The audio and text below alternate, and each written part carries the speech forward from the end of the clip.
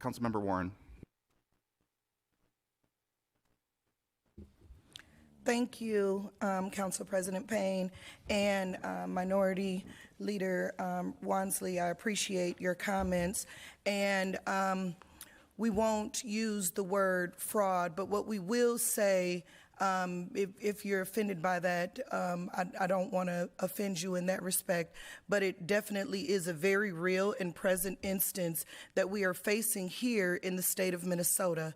My uncle drove for Metropolitan Transit for over 5-6 years, ended up with stage 4 cancer, living in his apartment right in Southside Minneapolis in the City View, right off of Hiawatha. He also did part-time property management there, so his apartment was discounted because of his property management. When he ended up with stage 4 cancer just this past year, was not able to get an expedited caddy waiver, was not able to get emergency assistance, was not able to get any of his essential needs met because there was not a plan for sustainability. Again, I want to highlight so that you understand, because I have been a welfare recipient. I received 437. I stood in the food stamp line on Franklin.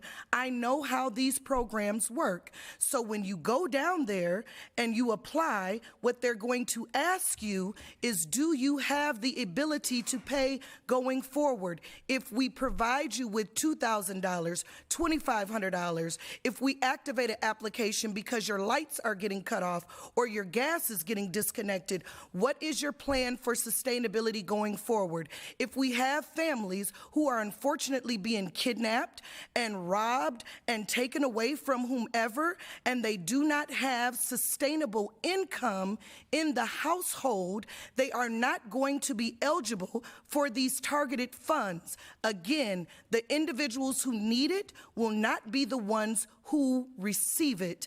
And we have to also keep in mind, even pivoting these funds to nonprofit organizations who, again, the county is reputable, these nonprofit organizations are reputable, but anytime they give out a dollar, be it petty cash or what have you, there has to be an accounting of a name, place, who, what, where, why, when, how, what this looked like and what it was for, of where these funds went to. I am licensed with the Department of Housing and Urban Development. When you fill out a 9902 form to report to HUD of what you do with funding, it states who, what, where, why, when, and how. Anything with respect to housing. So I want us to be cautious and educated on what it is that we're doing. I'm not saying that I don't want to help our immigrant families and families in need. We not only have people who need rental assistance, but we also have families that are homeowners that are drowning in their homeowner debt because they cannot afford to pay their mortgages because they have been disrupted and disenfranchised in this situation. We need to figure out how to help them too. But it will not be able to come from a city or a county or a nonprofit organization. It is going to take individual collective efficacy. And if people are in fear of data breach, data privacy, disruption, people following Uber drivers, food delivery people, and all of these other things that are jeopardizing the safety and well-being of our immigrant families and community members, we have to be cautious and very careful of what protection looks like and how we protect those individuals. And I don't believe that it is something that should be discussed on a dais. I think we should take a note during this great Black History Month out of the Underground Railroad and not be blasting people's business all over the city, because that is not how we protect our most vulnerable. That is not how that works. And I thank you so much for your time, consideration. I love you all. The end. And then I want to end with talking about the people who need this assistance and whether they will be eligible to receive it. I really feel like I need to strongly assert that if you are a person who is making minimum wage and you couldn't pay your rent for whatever reason, and you have been served eviction papers, you are a person in need. objectively. And like, we got to move past saying that the wrong group of people or people who don't really need it are going to end up with this assistance. Thank you. Thank you.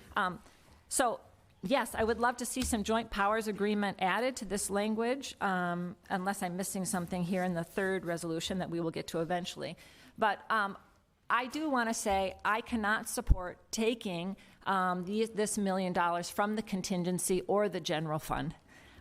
When I hear the director of finances of our city describe that we've already gotten question marks about our bond rating, when there is already $5 million of overtime spent that we need to take care of the residents of our city, that gives me pause. So I will not be able to support use.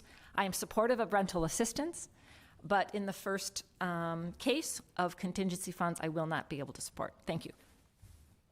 Councilmember Chavez.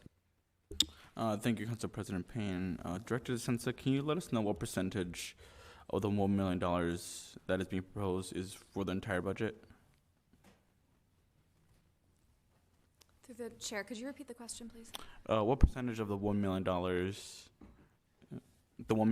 what percentage is that compared to the entire city budget? The entire city budget is on the order of $2 billion. Our general fund is around $700 million. So the contingency is required to be 1% of the general fund budget. Great. Thank you. Colleagues and Council President Payne, I hope that members of the public are actually watching this meeting unfold and that they rewatch the committee of the whole meeting, because I am extremely disappointed. I did not hear concerns about a source until today. In fact, what we heard in Cal and today is that this vote is somehow fraudulent and that we are cherry picking, which is not true. That rhetoric is very dangerous. In fact, it is the same rhetoric that Donald Trump uses to kidnap our immigrant neighbors in this country. It is not fraudulent to want to prevent the eviction of our neighbors. It is not fraudulent to support neighbors with rental assistance. It is not fraudulent to lift the voices of our immigrant neighbors who are in need. It is not fraudulent to want to support neighbors who need help with rental assistance despite their immigration background. And I will say that our immigrant neighbors and neighbors who are in need, which can be two separate communities, live in every single ward in the city of Minneapolis. I would encourage members of this body, this 13-member body that I'm disappointed to be a part of today, to talk to your constituents. Neighbors across the city are scared right now. They are late in paying rent. February 1st just passed. Rental eviction notices are on the rise. And I'm just extremely disappointed about this conversation today. It actually makes me sick to my stomach. What I have heard from residents across the city of Minneapolis is that we are not doing enough and that we need to do more. And what I will say is that we cannot rely on the backs of our neighbors and our neighbors across the country to keep everyone on float. We should not be asking the community to fundraise if we aren't willing to fund those same initiatives. I also need to bring us back to what Minneapolis residents are experiencing, because I think it's important to center what we are doing today instead of this quote-unquote fraudulent activity. I will say that many of our neighbors have been impacted by Operation Metro Surge, and those individuals are also our neighbors. People impacted by Operation Metro Surge are our residents. They may not be able to vote sometimes, but they are our residents, despite their immigration background. I have never felt more unwelcome on the city council until today. I will say that out loud. I am freaking heartbroken. There was a 2-year-old in Ward 9 that was kidnapped by ICE in Parterhorn. Is that not an emergency to people in this body? Does that not raise alarms? 2 Minneapolis residents were murdered by federal agents. A Latino resident was shot in the leg in North Minneapolis. A Latino resident was kidnapped in Minnesota by ICE and then died under custody in Texas. Our community members are being kidnapped on bus stops on the way to work, and those who came to live the American dream are now facing the American nightmare. This is only $1 million. It is not even enough to meet the need of our actual neighbors who are struggling in Minneapolis. I am so freaking proud of Minneapolis residents. They are definitely meeting the needs of our community members in their own ways. And our neighbors in Minneapolis understand the importance of what our neighbors are experiencing. But I will continue to say that the conversation that we had in Committee of the Whole and today is not matching what our residents are experiencing on the ground. I ask that folks talk to your neighbors and hear about the sentiments that they're experiencing, because when they watch this meeting, they're gonna be so disappointed.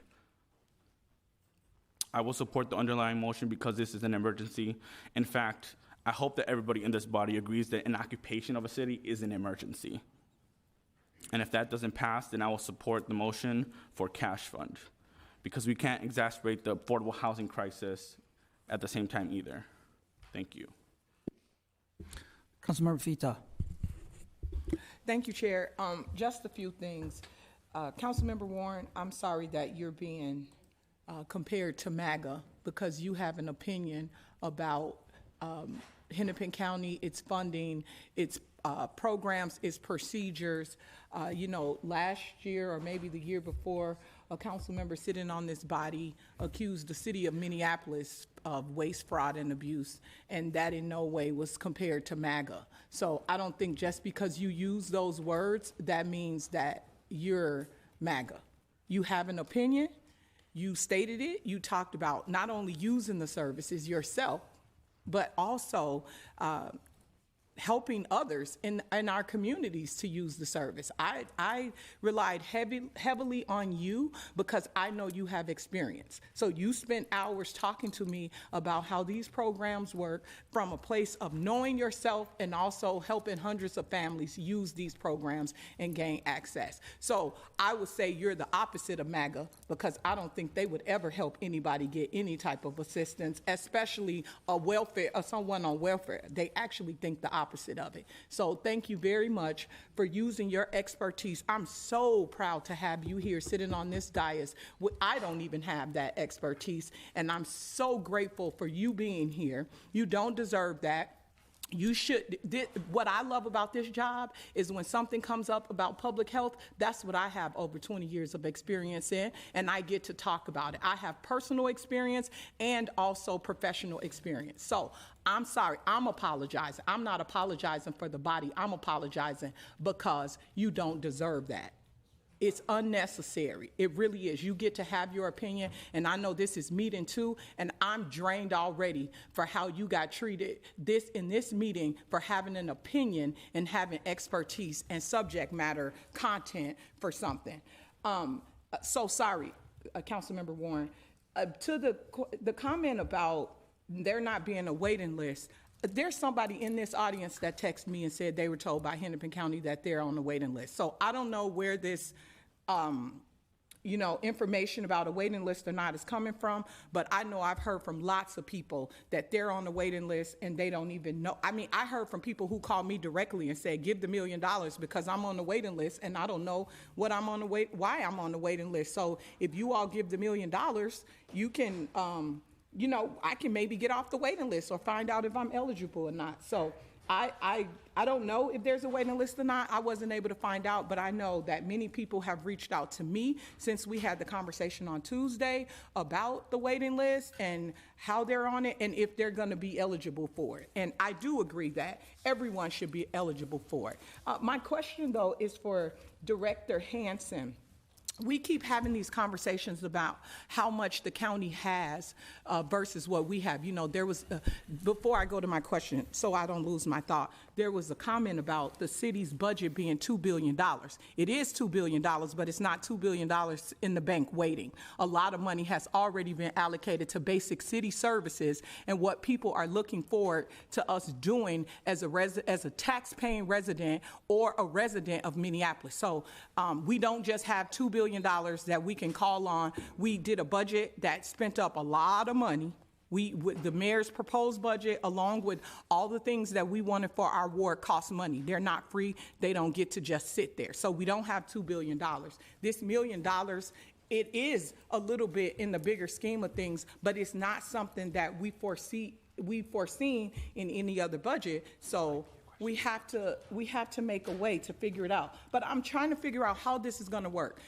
there's conversations around the county, Director Hanson, this is for you, I'm sorry. gotcha. I may have called you up too soon. But the county has $10 million in their housing budget, is my understanding.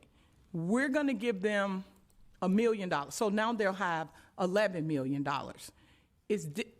I'm trying to understand, will we get our $1 million back if they don't use our $1 million? How soon will they use $10 million? If they use how much do they use a year, and will we get our money back? I guess it's two questions. In 20 seconds. In 20 seconds. Council President, Council Member, we will add it to the $10 million, and last year they told us they spent about $11 million in their program. Okay. And it would be an agreement that we would bring back to you with all of the details on how the money would be used. Thank you. All right. Councilmember Stevenson. Yeah, thank you, Council President. A few things. One, there's been a lot of discussion about the bond rating. Last year, when we were in much less crisis, MPD overspent its budget by $20 million. How did that affect our bond rating? Deputy CFO.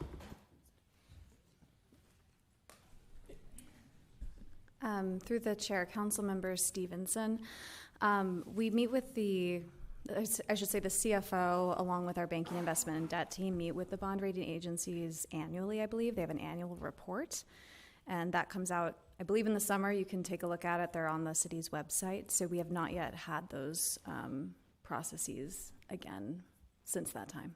Okay, thank you. What has changed in that department and in other departments in order to spend according to their budget? Through the chair, council member, it's a good question. I think there are ongoing conversations about what it would mean. The council member is referring to our police and fire departments overspent their budgets in 2025. You all will get a presentation from the controller upon year end, accounting year end of 2025 with the specific figures.